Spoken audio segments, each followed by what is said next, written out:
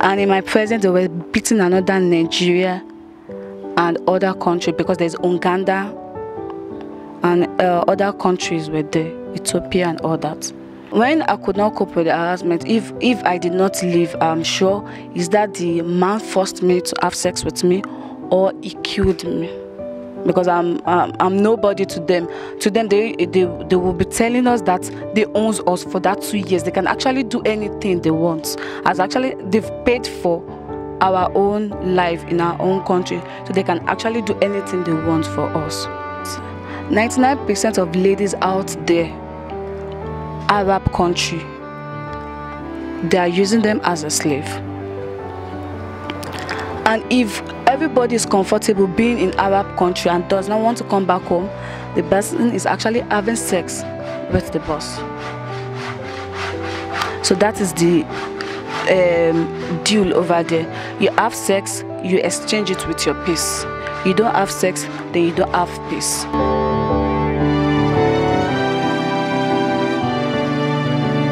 There have been a lot of stories about people involved in human trafficking across the globe. Even in Nigeria, we've read so many cases of human trafficking, but this one is peculiar to us. That's why we decided to speak with Damilola Falodun, an Ekiti state-born Nigerian who's been involved in human trafficking. She wants to share her story with us. To join in.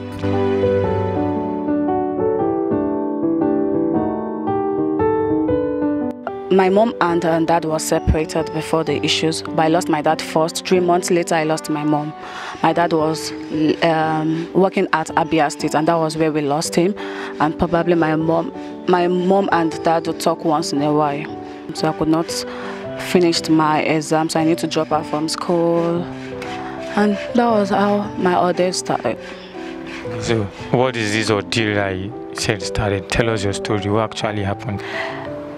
Everything started immediately. I lost my mom 2014. I lost her 2014, and things were difficult. As we all know that Nigeria is not an easy place whereby you need to sit down, food comes to meet you. I work in a resort in Lagos. I earn a little, and that was where I planned to travel out. To work.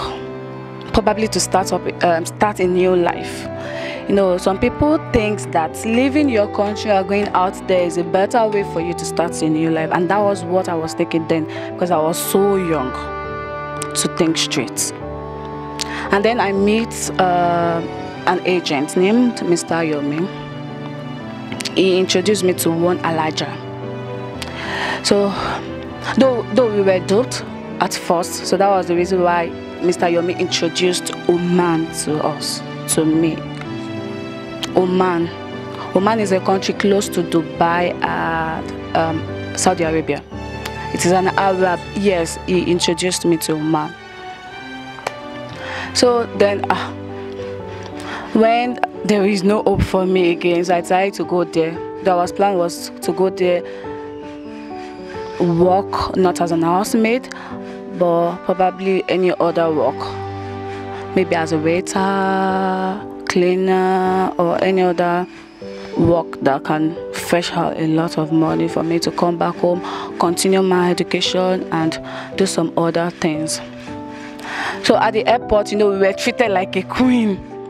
Actually, you can say I was saying us, because getting to the agents, I was not the only one again. I met with other people who were trying to travel out. How many of them? We're like, let's say close to 10. I can't remember the numbers. We're close to 10. And at the airport too, we met some people too from other agents. So we were treated like a queen. When we get there, that is why outside country would not be able to treat us like a slave if we don't have people who cooperate with them and their society. People at the airport knows what we are actually going there to do, and I'm sure they've been paid. That was the reason why they treat us like a queen. They check our luggage, and we go normally, not as how they used to check in normal people that is going to different country or people they don't know. They should ask a question, where are you going to, or any other thing. They just check us in, weigh our bag, maybe we'll pay extra money or not. Then some people were just passing us through till we get to where we bought our own plane. So the story began when I entered Oman airport, which is Muscat. What year was that? That was 2016.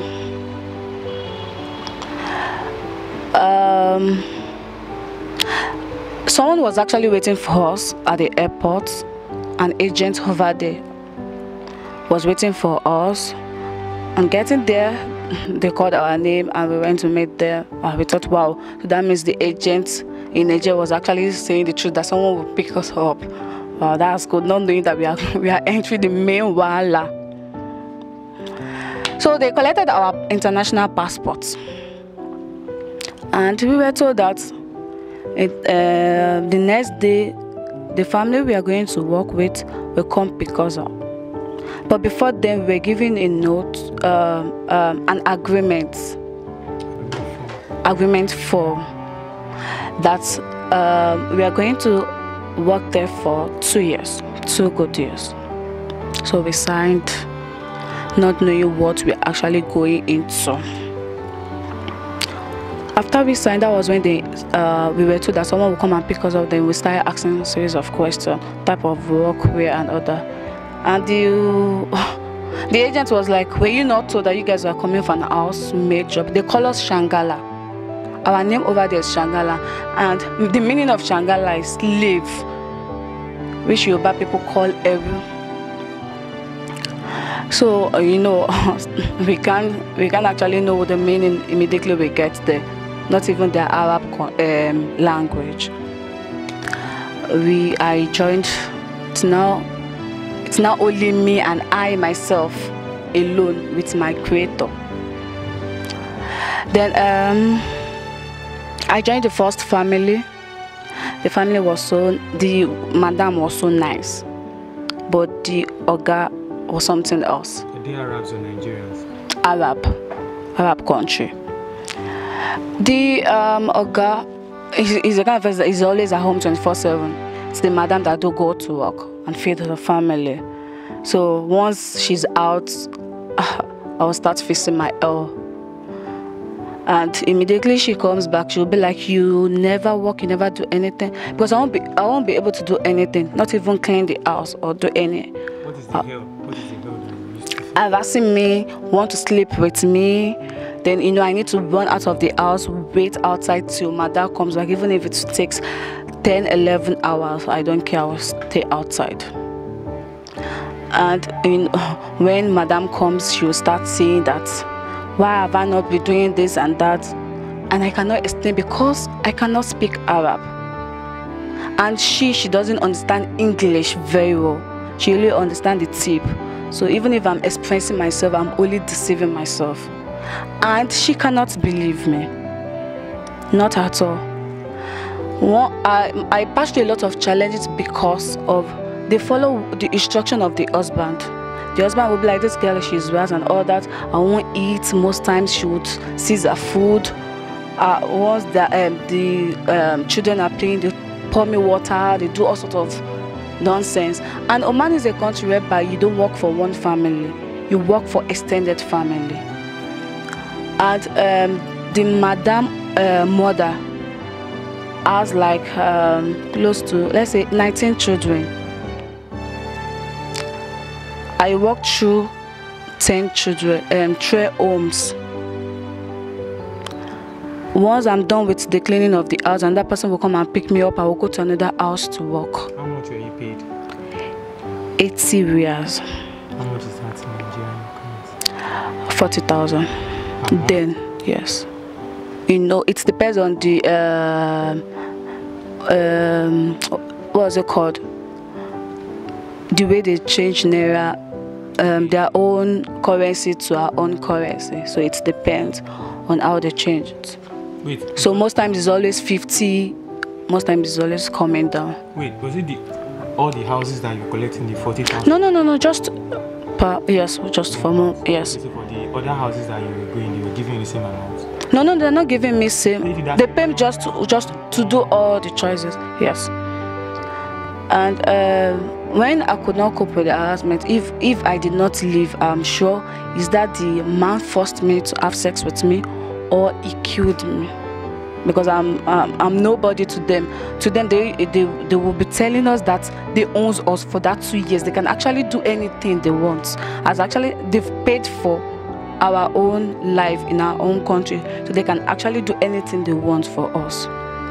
So there's a day whereby he entered and started harassing me, so I need to throw something on him in order for me to escape. I ran outside. The available cab takes me to the agent's office. The question they asked me was, how did I come out? Everything I was saying was not just helping at all. And in my presence, they were beating another Nigeria and other countries, because there's Uganda and other countries were there, Ethiopia and all that. If they return you back to the agents that you were not doing anything, is that they beat you up, they kill you, they do all sorts of things they wish to do for that moment. And you cannot, that was just 4 months. I was coping, and most times when you are sick over there, they don't treat you. You have to treat yourself with your own money, and they will take you to the hospital at their own convenient time. So what's the most telling part of your experience in Oman? What was the most painful aspect of your trip to Oman? Acting like a slave, treating me like a slave, treating me like I am nobody. Because anybody that are working there as a slave, they are nobody. Even the clothes we put on, we need to put on our black attire and cover our hair, just dressed like a masquerade. I was treated like I was. There's a time whereby it remained small. I actually lost my life. That was when I was dragging with my boss. I hit my head on the wall. I thought I was actually God, but I know I'm strong to be here today. So Nigerians actually facilitated these trips, knowing that people were going there. Of course, yes. Because I'm 100% sure that the agents were aware. Even the people at the airport that could treat us like a queen, that we were happy that they were actually treating us like a queen, I'm sure they were aware too. As slaves. When did you come out to Nigeria? That was last year. Around that last 2 years. Last year, that's 2017. So I stayed here for a year and some months. A year and some months? Yes. Throughout your stay there was no time anybody had sex with you? No time? Not at all. Not at all? Yes, sir. But what were the other things that you had in mind? How else did you think you were going to survive in that country apart from serving as a housemaid? Were there no other things that came to your mind then that you should do? It depends on individual. There are some people that are actually at that same country without having issue because they accept their own boss to have sex with them.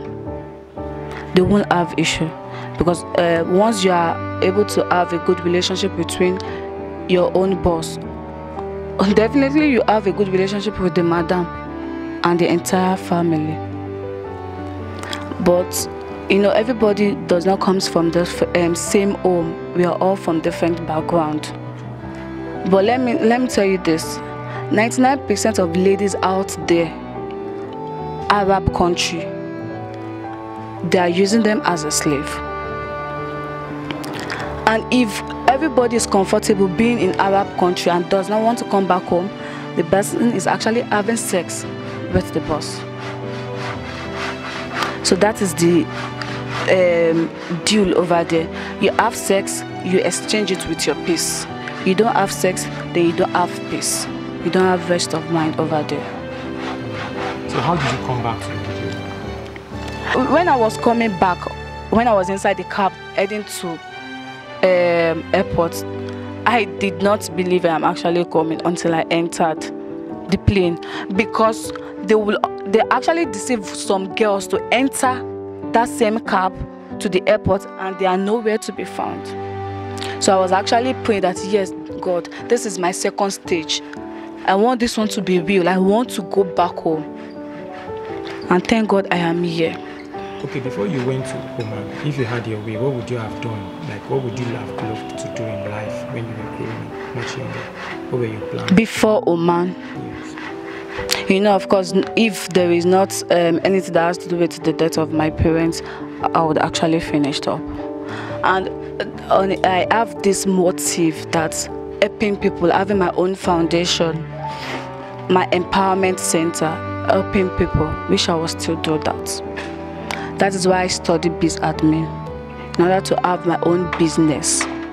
People that are always saying, I want to travel abroad, I want to go abroad, what message do you have, especially to ladies?